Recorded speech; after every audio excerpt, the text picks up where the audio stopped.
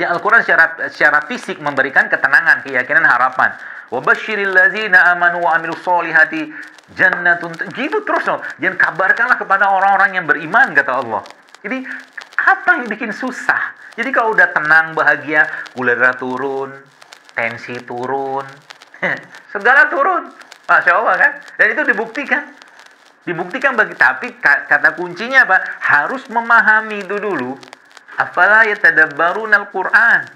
Ya, maka Allah Subhanahu wa taala menjadikan waktu saya pernah membaca ayat Al-Qur'an ini, bukan kita membaca ayat dan lihat ada ayat-ayat yang saya kadang-kadang mikir, apa maksud tajwid itu? Ada idgham, ada ikhfa, ada iqlab, ya. Ya, ada izhar. Ya. Nah, tempat ini punya Kang Izhar. Ya. Itu ya, Masya Allah itu kan. Itu semua punya efek yang beda sekalian. Baik, kita akan buktikan. Beda rasanya kepada kita. Contoh nih, saya akan bacakan surat Maryam. Surat Maryam itu surat yang unik karena di belakangnya ya semua. Ya, mari kita dengarkan. Auzubillahi minasyaitonir rajim. Kaf ha ya ain sad. Zikru rahmati rabbika 'abdahu Zakaria إذ نادى ربه نداء خفيا قال رب إني وهن العزم مني واستعلى الرأس شيبا ولم أكن بدعائك رب شكيا. Lalu yang lain lagi bos sekalian, ya. Kita lihat lagi surat Muhammad. Surat Muhammad ini belakangnya hum. Ya. Lihat, a'udzubillahi minasyaitonir rajim. Allazina kafaru wa saddu an sabilillahi adalla a'malahum wallazina amanu wa 'amilus solihati wa amanu bima nuzzila 'ala Muhammadin wa huwal haqqu min rabbihim kaffara anhum sayyi'atihim wa aslaha balahum.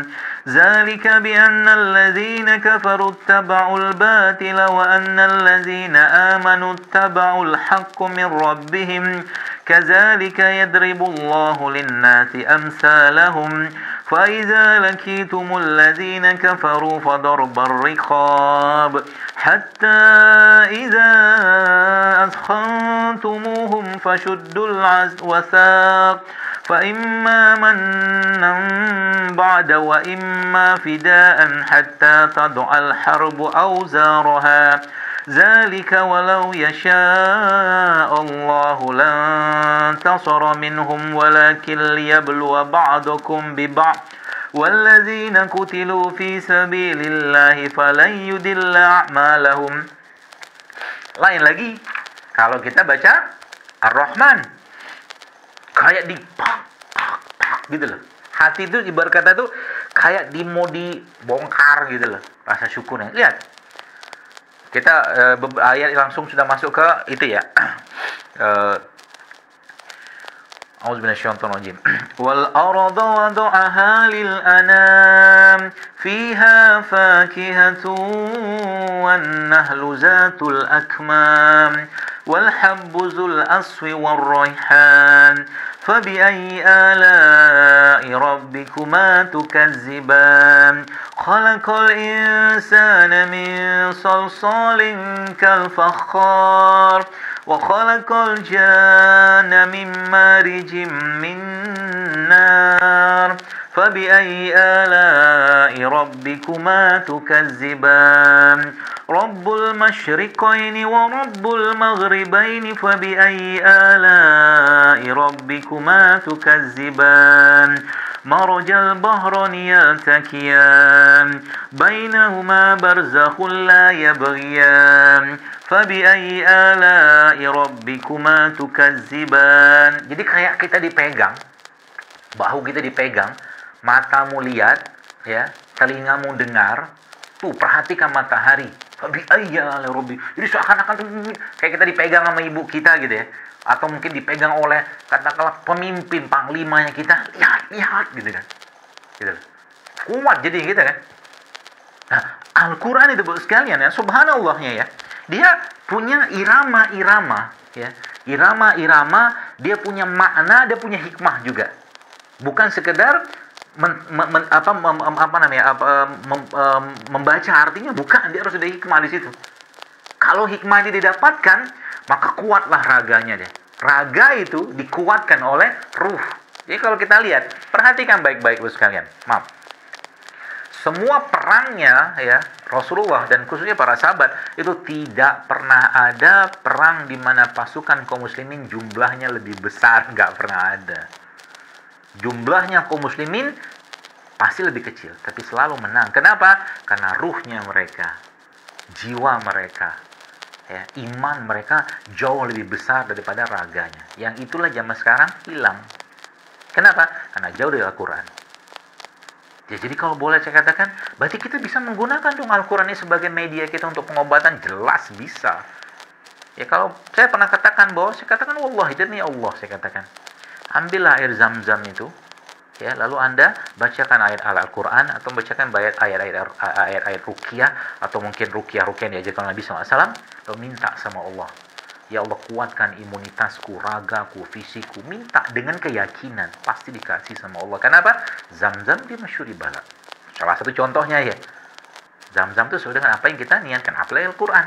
Ya, itu sebabnya ada penelitian dilakukan, seingat saya, di Brawijaya, Malang. Itu ternyata sel kanker itu ketika dibacakan Al-Quran ya, dengan orang yang pastinya meyakini itu. Kalau nggak yakin nggak bisa.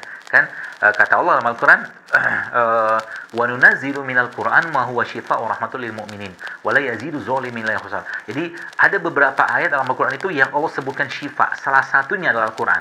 Salah beberapa lagi ada madu. Ya, ada madu, ada Al-Quran. Ya. Jadi Al-Quran itu bisa sebagai media penguatan imun. Ya, itu sebabnya Nabi kita alaihi salatu wassalam ketika beliau mau tidur, apa yang beliau kerjakan? Beliau akan membaca ayat kursi, Al-Ikhlas, Al-Falaq, An-Nas, lalu beliau tiupkan seperti kayak bahasa saya itu kayak radioterapi. Ditiupkan gitu, diusapkan ke badannya seperti di ruqyah. Itu yang beliau kerjakan. Coba deh, mau coba nih, coba misalnya Anda wudu gitu ya. Lalu wudu dengan khusyuk sholat 2 rakaat.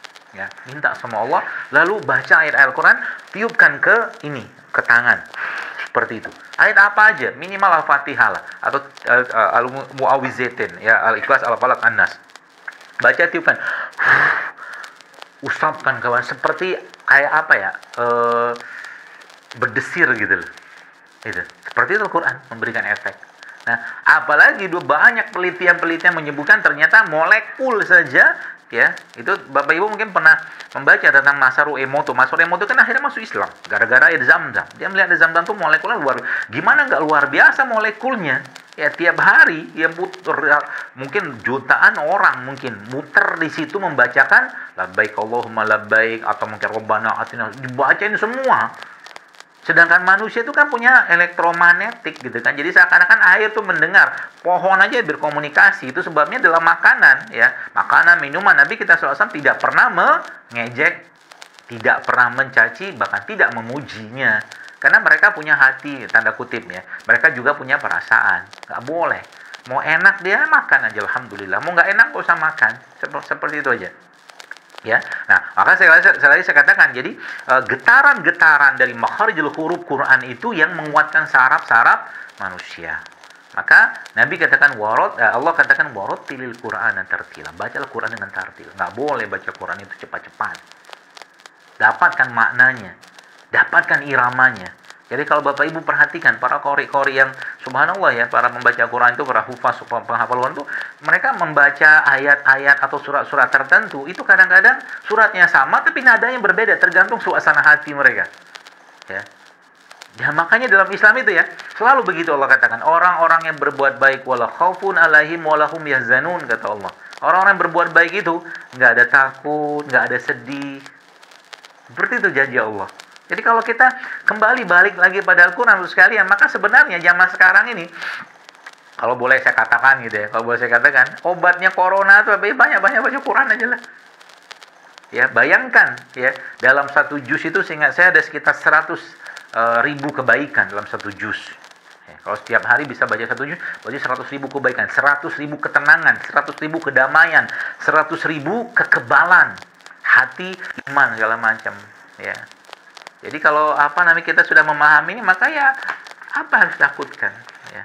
Apalagi kita yakin bahwa yang namanya dunia kayak ya sekarang ini ya fitnahnya luar biasa di mana-mana. Ya. Maka kembali saja pada Al-Quran. Semua yang kita butuhkan ada pada Al-Quran. Ya. Bagaimana malah kalau bicara tentang masalah kesehatan atau makanan? Mungkin Bapak Ibu pernah mendengar ayat dalam surah Al-A'raf, wa kulu washrabu wa la tusrifu, kata Allah. Makan, tapi jangan berlebihan. Ibnu Taimiyah mengatakan bahwa 50% ilmu kedokteran itu ada pada ayat tadi. Subhanallah kan? 50% kata beliau, rahimahullah. Ya. Kenapa? Karena kuncinya zaman sekarang. Kenapa banyak orang zaman sekarang berpenyakitan? Karena makannya berlebihan. Yang dimakan berlebihan, yang dimakan nggak sehat. Udah gitu berobatnya juga nggak sehat. Nggak kenal bekam, nggak kenal puasa. Ya, nggak kenal katakanlah sunnah-sunnah Nabi. Ya, subhanallah ya. Maka kembali pada Al-Quran. Ya, Quran ini adalah imunitas terbaik kita, baik secara ruhiyah kolbu, dengan ketenangannya, ya, dengan kedamaian, kebahagiaannya, ya, dan secara fisiknya tadi saya katakan, ya, dia menggetarkan saraf-saraf kita, ya. Maka itu salah satu bisa kita lakukan dengan cara ya ruqyah, ya, kita membacakan ayat-ayat Allah, ya, kepada mungkin air gitu, atau mungkin kita bacakan, kita ruqyah badan kita, dan membaca Quran dengan tartil pun itulah adalah imunitas buat tubuh kita, ya. Dan selalu ada kabar gembira dari Allah. Al-Quran itu memberi kabar gembira, ya. Dia ada pembeda juga, Al-Furqan juga, kabar gembira, basyira wa nazira, macam-macam, sudah komplit semua dalam Al-Quran. Tinggal ikutin saja, baca. Jangan pernah dalam hari kita, atau mungkin ya boleh saya katakan, ketika kita baca Al-Quran, minta sama Allah, ya Allah, jadikan Al-Quran ini sebagai penguat hatiku, imanku, kolbuku, pikiranku, dan penguat jasadku. Boleh minta begitu? Boleh, karena ayat-ayat Allah itu kan penuh dengan keberkahan. Kita bertawassul dengan Al-Quran untuk kekebalan tubuh kita pun insya Allah tidak masalah. Ya, nah termasuk di waktu-waktu duha seperti ini, ya menjelang siang seperti ini, ya, adalah waktu-waktu terbaik yang kita sholat, ya, kita berdoa pada Allah dan meminta pada Allah agar Al-Quran dijadikan sebagai penguat, bukan hanya penguat fisik. Kalau saya mah fisik itu pasti ngikut. Kalau kolbunya atau hatinya sehat, fisiknya pasti ikut, tenang aja, nggak usah khawatir. Ya, jadi kalau kolbunya sehat, raga pasti kuat. Maka kata kuncinya Pak, iman is your immunity. Immunity yang didapatkan dari Al-Quran. Ya, kalau lagi hatinya bermasalah, baca Quran. Ya, kalau lagi keras, baca Quran, baca terus. Sebagaimana seorang dokter ketika atau mungkin ya herbalis atau terapis memberikan obat dan orangnya belum sembuh-sembuh dengan obat tadi, maka apa yang dikerjakan? Tambahkan dosisnya. 1 halaman belum dapatkan vibrasinya, 2 halaman belum dapatkan vibrasinya, 3 halaman belum dapatkan vibrasinya, sampai akhirnya 1 juz baru air matanya berlinangan. Allah menyediakan mata ini untuk menyalurkan perasaan kita kepadanya. Allah memberikan mata ini untuk kita menumpahkan segala gundah gelisah dan penyakit-penyakit dalam diri kita dengan bertaubat kepada Allah, sehingga nanti sampailah pada satu titik kharru sujada wa bukiya. Dia akan menangis tersungkur, ya, kepada Allah, berlinangan air mata, dan dia akan memasrahkan dirinya semua kembali pada Allah. Maka kita minta pada Allah agar kita dijadikan sahibul Quran, sahabatnya Quran di dunia dan akhirat. Ya, kita memohon kepada Allah agar kita ditambahkan kecintaan terhadap Al-Quran. Kita minta pada Allah agar dimudahkan untuk mentadaburi Al-Quran. Kita minta pada Allah, ya, semoga Allah mudahkan kita untuk menghafalnya, mentadaburinya, mengajarkannya, mengamalkannya. Itulah generasi yang terbaik, ya. Dan sebagai penutup materi saya akan bacakan surat Ad-Duha.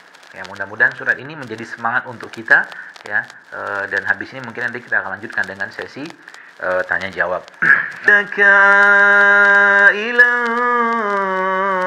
فأغنى فأما اليتيم فلا تقهر وأما السائل فلا تنهر وأما بنعمة ربك rabbika fahaddis.